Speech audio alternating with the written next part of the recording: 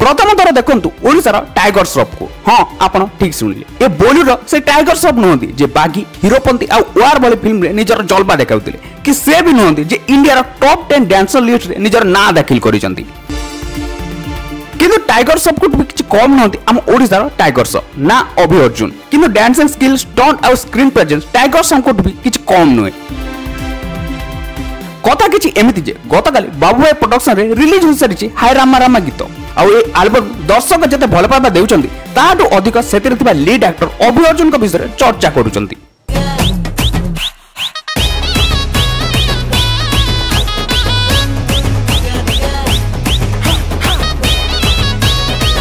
आ लोक कहउचंती ए तो पूरा टाइगर श्रॉफ को भली लागुचंती।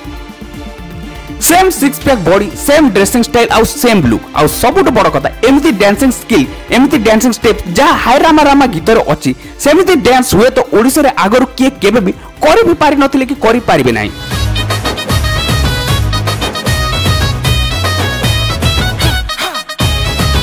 किछि फैंस ए पर्यंत तो मानि नै सारिछन यही हम ओडिसा रो टाइगर श्रॉफ बोली, कारण एमिति डांस एमिति स्टंट से माने आगरु केबे जण ओडिया पुओटु केबे भी देखि नथिले।